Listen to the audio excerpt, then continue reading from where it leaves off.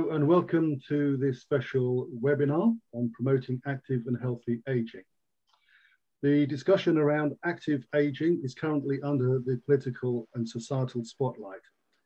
It's commonly felt that it's a huge societal challenge for future generations if effective interventions are not initiated now.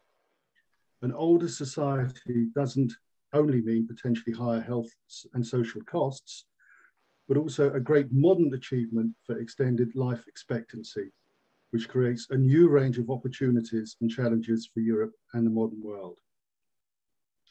But if current trends hold, an increase in the number of older adults living with poor health will begin to multiply over the coming years. So to explain about our changing demographics, the background and insights to opportunities around active aging, I am joined today by two internationally recognized experts with unparalleled understanding in the research and experience in this field. Our two presenters are both working with EuropeActive on our current project in active aging communities. And first up for this webinar is Dr. Paolo Caserotti, who is Professor at the Department of Sports Science and Clinical Biomechanics and head of the Center for Active and Healthy Aging at the University of Southern Denmark.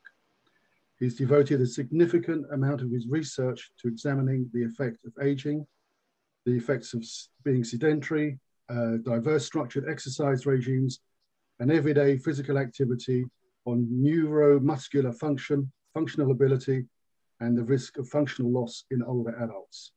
He's got strong expertise with the conduct, management, and data analysis in exercise intervention trials, as well as comparative studies, and he's run several large-scale interventions in well-functioning and mobility-limited older adults. And he's been the expert in a group which has been developed to find the consensus statement for physical activity in aging, known as the Copenhagen Consensus Statement. And he's also currently in the expert group developing the Danish guidelines for physical activity. Just to cap it all off, and so you get the full perspective for Paolo, he now has over 80 peer-reviewed scientific publications in this area of active aging. So we welcome you, Paolo, and we look forward to your presentation. Thank you so much for joining us. Thank you very much. And I needed to have the permission to share my screen. Here we go. And can you see the screen, full screen? Okay, thank you very much, Cliff. Thank you very much to EuropeActive for inviting us to this important webinar to talk about active aging, something which is really dear to us, to me, to my colleague Laura called Planas. I will just give you a very quick overview of what you just said, Cliff, demographic challenge. This is what we have in the coming years. And we know very well that something is going to happen. This figure depicts the older adults in 2015 by age groups, 5 years age groups, all the way up to 85, and in the projections to 2050. And what you can see is that suddenly we have something what we call a rectangular structure of the society, with the oldest group, 85 plus, being the most represented in the 2050. So this is a very important demographic challenge. This is another projection to 2100. And you see this completely different. So we're normally used to look at this like a pyramid. Now you can see this is nearly a complete rectangular again by different age groups. So this is an important societal challenge. This is another way to depict it is what happens in Europe. The first one above is the blue line, shows the 65 plus growing from 2005 to 2050. And we expect that by 2050, there will be about 30% of the EU population. And the bottom line, which is the most important to us, because it's really the target group we try to work with, shows the 80 plus development from 2005 to 2050. And as I said before, this is the group that is developing fastest in our aging society. So there are more older adults, 80 plus, in our society. Now, what happens when we are getting older? I mean, we know that there's a lot of stuff going on with our body. This is a review article which we published last year, and this is the results of physical activity. And we know that physical activity affects a number of systems.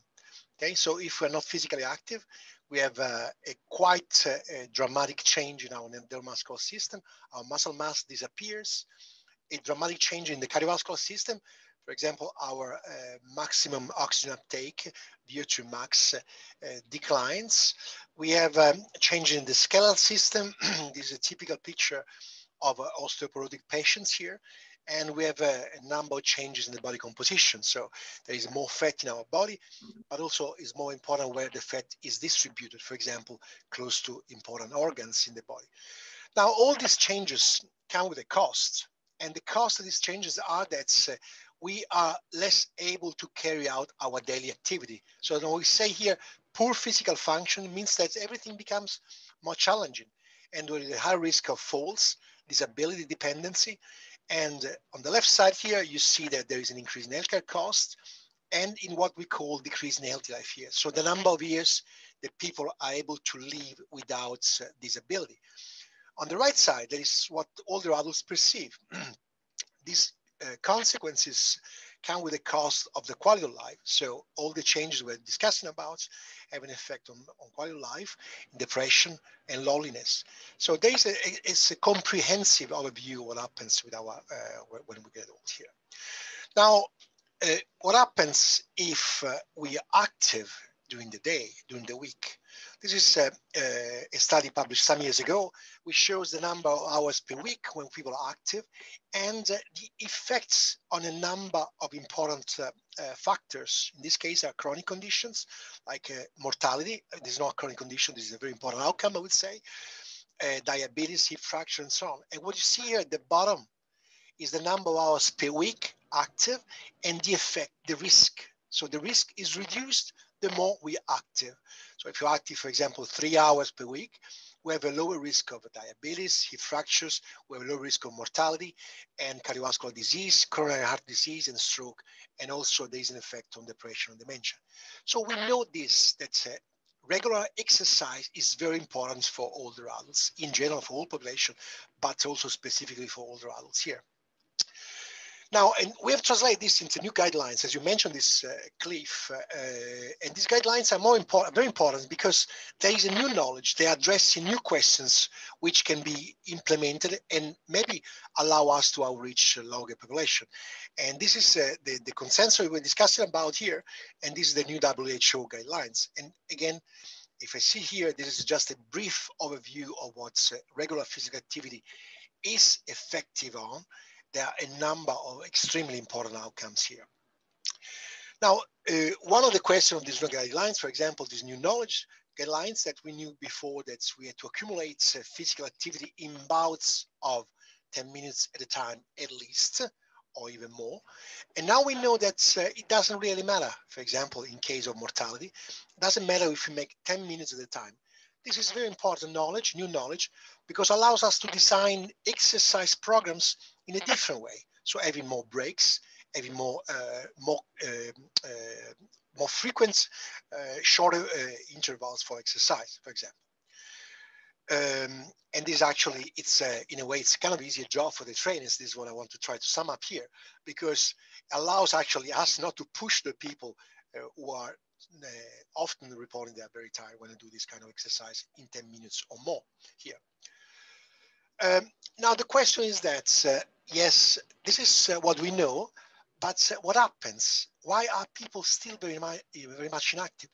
These are results from one of our recent study, and a European study in Denmark and in Germany. And this is by 3 municipalities in Denmark. And when we ask if people perform regular physical activity in 30 minutes, 5 days or more, which are the recommendations here? We have something like around 80–85% who do not do that. And a very small amount of people actually do follow the recommendation of exercise. This is another way of asking the same questions. We wanted to be confident and sure that people will answer us in the right way. So we asked them how many days the past week they've been physically active, to an extent where they get slightly short of breath in 30 minutes or more at the time. And then we can see that, again, there are very few people who actually meet these guidelines. So we have a challenge. So we know that this is effective, but we are unable to actually activate many of those people here. And the key questions, I think this is the most important part of our webinar here, is that this is the key questions for the fitness sector here. So there are a number of older adults who are already enrolled in the fitness clubs. The question is, we don't know much. Who are those people? Why do they join regular exercise programs? What can we learn from them? And this is the second point, is really important point, because we know that adherence and dropout are two key issues also in the fitness clubs. So people join, but they discontinue the programs. They drop out. And this is an important problem we have. Then we have two other questions. So this is something we know, the blue one we know who they are, we know how many they are, and we can potentially ask them why they're interested in being part of the club, so Speed Fitness Club. Then we have the question 3 and 4, and how can we actually reach out those older people who are never been active or not highly motivated in being active? And the other question is that which ingredients do we need to add to achieve the title of this, actually talk more older adults into active and healthy lifestyles. And these are two key questions, I think, really essential questions. It's like a type of roadmap for the fitness sectors. Now, when we look at, this is one of the recent study, we look at implementation and adherence in the general population, and we say what does motivate older adults? What is the barriers? What is the facilitators for older adults here? And what we see here, these are a number of factors which are related to physical inactivity. So, for instance, we have low self-efficacy for physical activity. So people really don't understand, don't perceive the knowledge of that. Motivation, low motivation is an issue. Readiness to change, low readiness to change. People are not ready to change a behavior which has been going on for many, many, many years. Lack of physicians, so someone who is expert actually suggesting, recommending them where to go here. Lack of social support for physical activity, and so on and so forth. It's a long list of factors here, but all of them are so important for us to know which way we have to go. And we have in our study where Laura and I are part of it, we have the Seatless study. We have recently published this paper. Laura will talk much more about this paper here, where we try to understand some of these factors behind our European population. Laura will possibly present some of this data as well. But just very briefly to give an overview, we have a challenge, for example, which is the social interaction. So the adults really demands for social interactions. They want to have fun and they want to have some peer support. So these are some of the key ingredients that we need to put in this recipe for the programs. And this is what I call the Pis Recipe. And this is the Pis Recipe stays for programs, structures, environment, and society. So what does it mean, these four things, the four elements? So where do we think the program we normally offer to older adults? What are the components of the programs? What are the elements? Should we discontinue the type of programs? Should we differentiate the program for older adults in order to enroll more older adults, different phenotypes of older adults? These structures, are they structured ready to actually to deal with this new way of older adults who are maybe not motivated, really? So they need to be targeted in a different way. The environment, how the fitness clubs ready to welcome older adults? For instance, is there an area where people can sit, relax, and have a coffee and have a chat, if this is an important component for them? And the society, are we ready to bridge with the society, with some of the key stakeholders in the society? For example, the GPs, for example, the healthcare providers, but also other type of stakeholders in the society. And this is where our Active Aging Communities projects kicks in. This is I think is really an important project that EuropeActive is leading, and we are collaborating together with several national fitness associations from 6 different countries. And this program is very important because try to really to tackle some of these key components that we're dealing with. So the ACC program is based on 4 different pillars, dealing with the education. This is the first pillar. The inclusion, the second pillar, a connectiveness module. The exercise, this is what we normally would offer generally in the fitness clubs, is the pillar 3, the exercise modules. And then we have an additional pillar, which is the behavioral change model, which is the important thing. I'll try to go very briefly through some of these pillars, just to give you an overview of what we have developed, what we are developing now these days for the fitness clubs in the 6 countries here. So the educational awareness pillar, why do we want to have that? Well, we know that some older adults knows the benefits. I mean, we know the benefits are clear. The scientific evidence is clear, but the knowledge, the awareness of such evidence is not clear for many of these older adults. So this pillar aims at explaining, showing the health enhancing benefits of regular physical exercise to older adults, using it's a very simple language, using an interactive mode of talk with them. And we've done this using informal presentations, seminars, and roundtable. And basically we have considered like 3 key blocks. One is showing them what happens with the body when we get old. Another one, which is the benefit of physical activity and exercise, and actually the negative components of sedentary behavior, and how nutrition and foods actually can contribute to a better trajectories of aging here. The second pillar is the pillar of social inclusion. Laura will talk much more about this. But the idea of this pillar is really to try to strengthen the interaction with these older people who are joining. Many older people are motivated by this component, so being socially active, socially connected.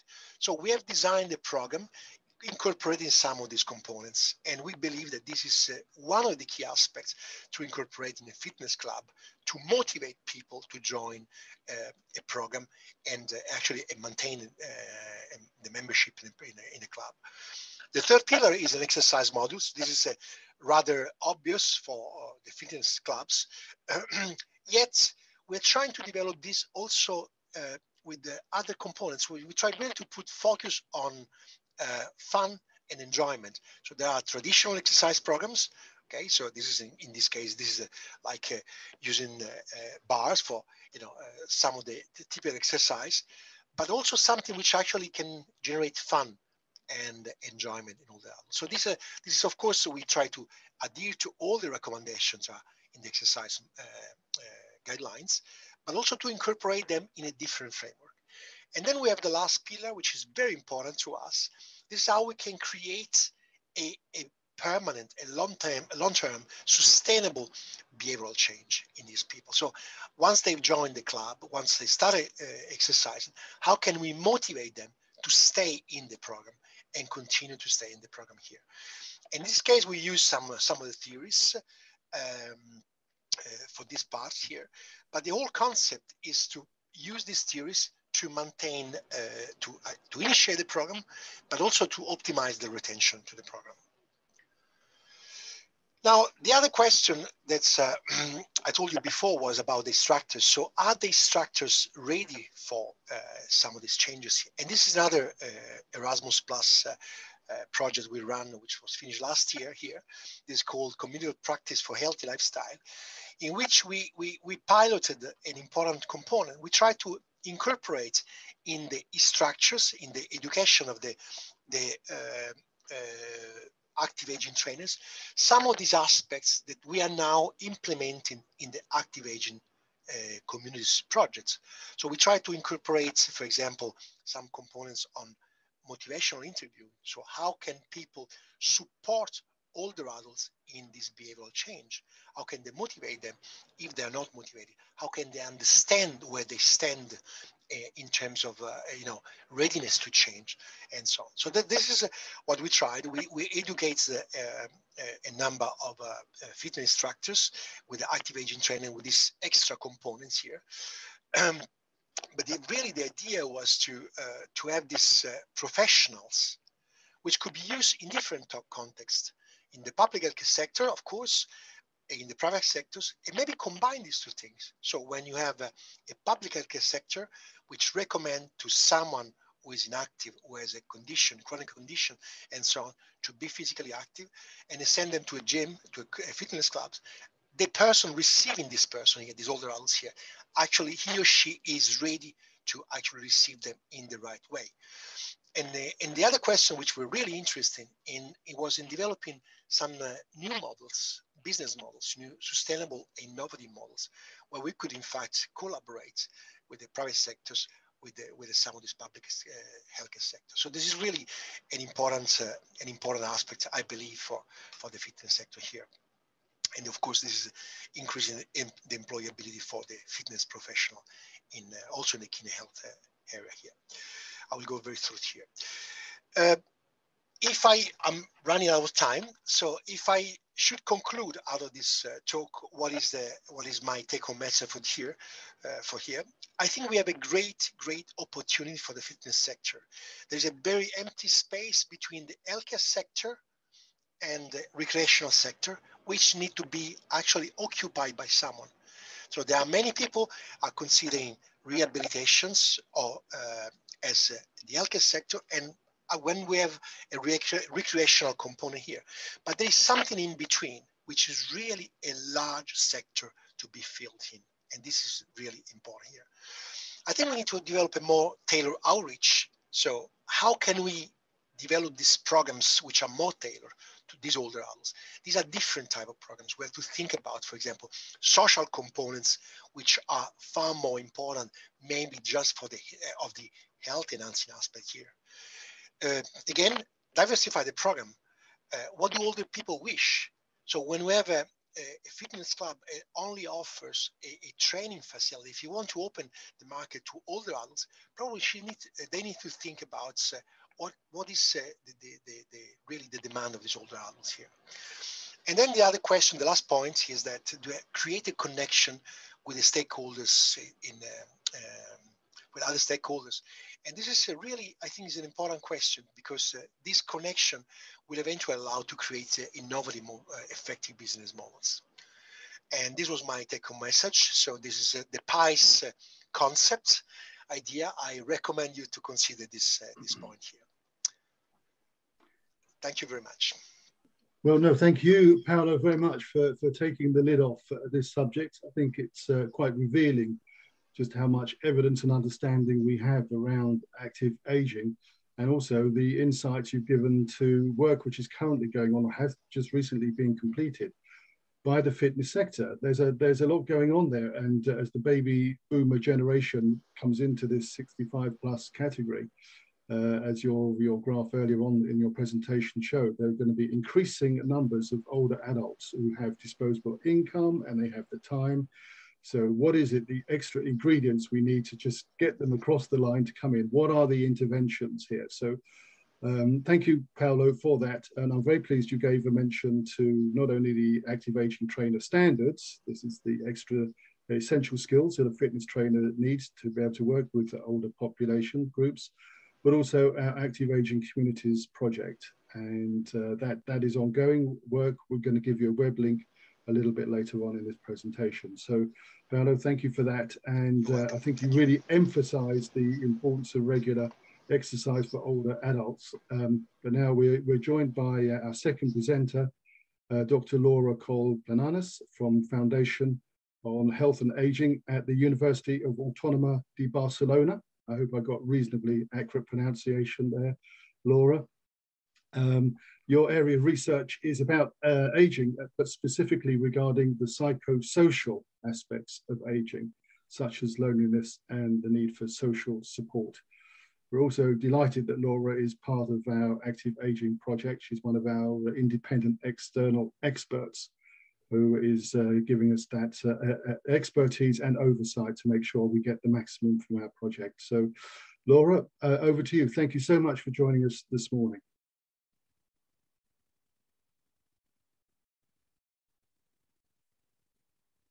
Laura, you're on mute, Laura, sorry. Now. Now, thank you very much, Cliff. Thank you very much, Paolo, for inviting me to join this interesting session.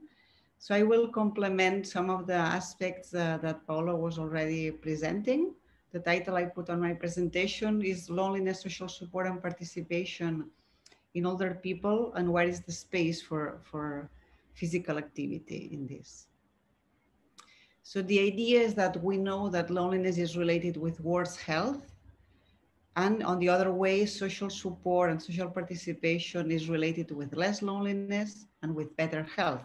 These are concepts that are under the umbrella concept of social capital, which also includes other aspects. This is very well known, very well established from the academic research. These are hard knowledge that we can all know for sure. So we also know what is causing loneliness, which are the risk factors for loneliness, and better worse health is also leading to loneliness, and loneliness is also leading to worse health in terms of also mental health, of more depression, more dementia, a quicker cognitive decline, and also mortality, all-cause mortality, including suicides, and also increases the use of health services like primary care, emergency department, more hospitalizations. And it's also important to know that the risk factors for loneliness are related with the inequality access. So more women report loneliness, and people from lower social class report more loneliness with lower educational levels, lower socioeconomic status. So there's a whole range of also barriers to physical activity that are related to more loneliness. So we need also this equality perspective here. This is the systematic review, the meta-analysis that was comparing all these kind of risk factors in terms of mortality. And here we see that the leading cause, the leading cause factor of mortality is social relationships. So a better social integration leads to less mortality. It's a bad place to say that, but it's even higher than the risk of physical inactivity. You see, it's a much lower scale. But anyway, the good news is, of course, we don't have to choose between promoting physical activity or social relationship. As we all know, this is a very long and old story that doing physical activity in groups with other people is reinforcing each other. So this is the good news, and this is like my key message, like to put more the focus on these both factors to work together and make more synergies. So some more research from our Seedless study that we did with Paolo and the rest of the Seedless team. We were searching here in the baseline data, which were the relationships between social isolation and loneliness with sedentary behavior and physical activity. With our data, a multicentric study in several European countries, we saw that the stronger relationship was with social isolation and sedentary behavior. So there is a relationship here. And in another study, this time a longitudinal study, also with European data of the SHARE study, we're seeing how loneliness is related with frailty, with the concept of frailty. Here, what we see is that people at a certain stage had loneliness. In the follow-up, they would be more frequently developing fatigue and physical inactivity and cognitive impairment. And in a later stage, they would develop the physical related components of frailty.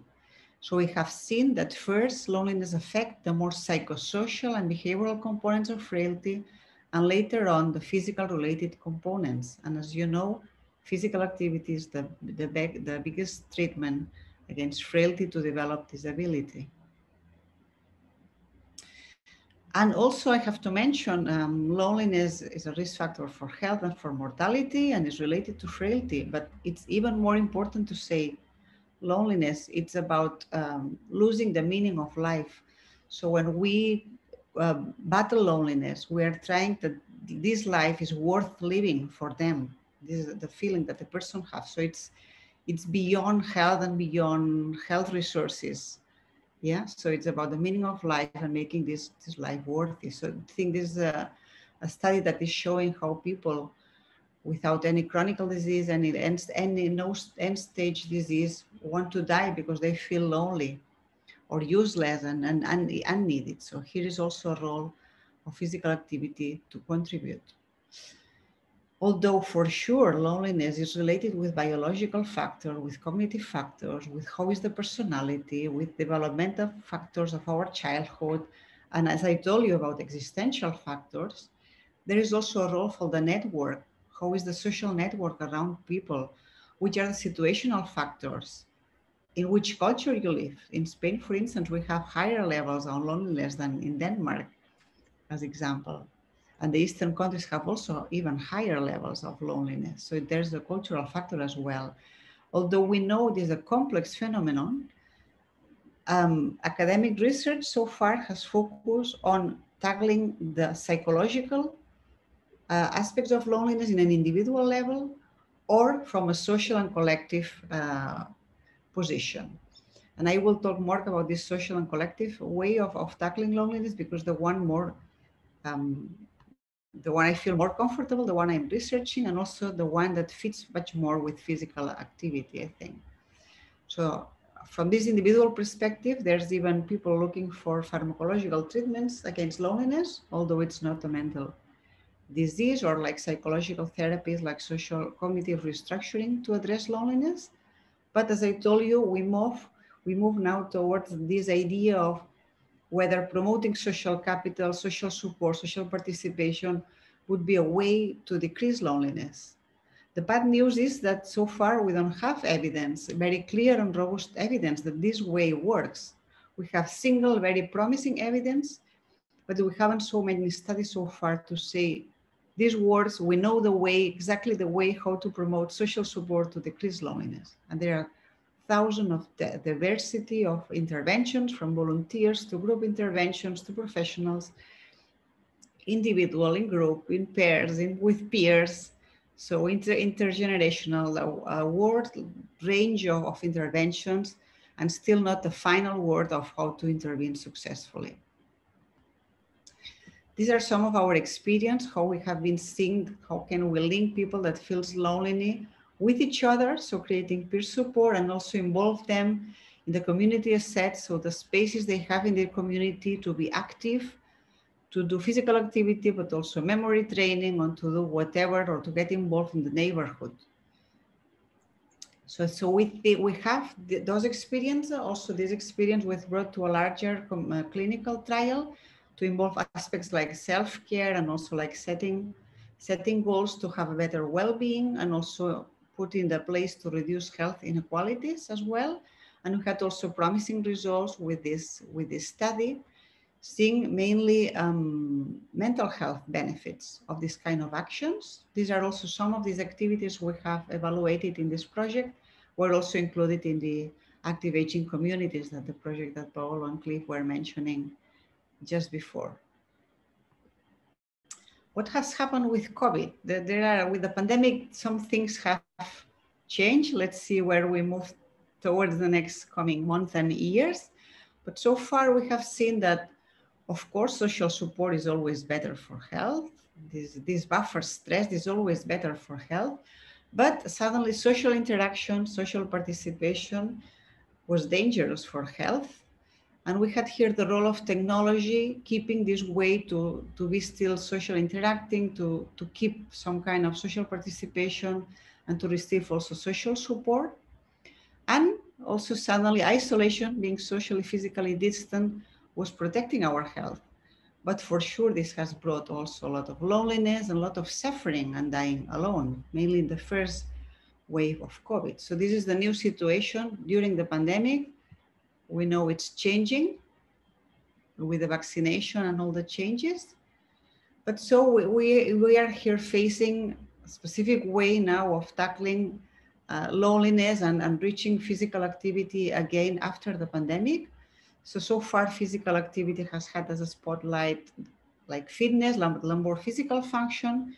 And our idea, our proposal also with the active aging communities, as Paolo explained, is what about having two spotlights? Having at the same time this idea of that physical activity is a space for self-care and social interaction, and how this becomes a meaningful activity. This is for sure not new. You know already you are doing this kind of things in the fitness sector. It's just to put more focus on that, more conscious, more awareness that you are also doing that. And this is very good for their health, for the meaning of life, and for also for the mental well-being. So this is the study that was also explaining Paolo before. This is the qualitative study that, as Paolo was mentioning, we saw how important is this context of social support for physical activity in their own network. When they arrive home, they have been doing a physical activity program is different.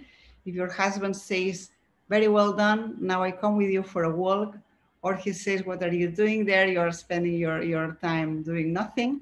I don't care about physical activity. How you support or your neighbors come with you for a walk. This influences how effective our physical activity programs. People were telling us a lot about instructors, the support, the emotional support of instructors, the trust that it was creating in a group. This is key. This is key. So we need to reinforce this skill. It cannot be naturally acquired, which is also the case sometimes. We have to train on that. We have to train this ability and give value to this ability that so many instructors have. And also the group, when you do physical training group, they have fun, they make friends, they explain their programs, they celebrate birthdays. These things happen, have always happened in groups. What about putting this focus on that as well? What about designing programs that already understand that maybe a birthday is an important, good trigger to do something in the group? So this is just to close. So with this big question that for sure, Paolo was giving also this PIS framework to work further, which is the implication of this message that we are giving now for exercise program. How would be this new optimal exercise program? How can they be a meaningful activity? And we want to aim already from the beginning to reach this physical, but also the social and these mental benefits from the beginning when we are rethinking, redesigning the program, taking a lot of components that you are already doing, observing and enjoying yourself as well. So that would be my message. Thank you very much. Thank you, Laura, so much for that presentation. Fascinating, frankly. My takeaway, I think, is, can we make fitness fun for older adults? And quite intentionally, with your assistance and from Paolo and his team, in our Active Aging Communities project, this pillar 3 here, which is really looking at the psychosocial side of things, is so important for it. But I think built into the project and our thinking, and let's see how it develops in practice with our different countries and fitness clubs participating. But I think this, really trying to get into this, becoming an inclusive society. We're using an intergenerational approach here. We're trying to use the family, the connections, the friends to help support older adults who are currently inactive to just come across the line and try. And peer support, I think, is going to be absolutely critical in here. We know that if people come together, they're going to have some fun. There'll be somebody who makes the jokes and the cracks, and there's good days and bad days for all of us. And it's just to create that cohesion to start with is so important. I think obviously the evidence is there. Putting it into practice now is our challenge, and this project, albeit limited in the time and the money we have available, I think might just begin to explore some of these avenues that you've so eloquently described to us today, both you, Paolo, and you, Laura. So thank you so much again. So I've given an unashamed plug for our Active Aging Communities project. There's the web link here, and our earlier project, which was called CAHA, Promoting Active and Healthy Aging. Through that, we developed some guidance for structured exercise intervention. That was like, if you like, Mark 1 of EuropeActive's thinking. Now Active Aging Communities is Mark 2. And I think we're already building into the realms of where we're going to look for part 3 of this as we begin to really scale up here and create the real opportunity, as you described, this gap between the healthcare providers, what the fitness sector can offer here. How can we get the entrepreneurs and the initiative here to really inspire older people to be able to come into our communities, our fitness communities, and take the support of our trainers and others in here to help them to have and enjoy their later years. Frankly, it's going to be interesting. So thank you so much for your contributions. Of course, people can follow up with any other questions or observations, always through the EuropeActive website. That's always an opportunity. We'd like to hear your comments.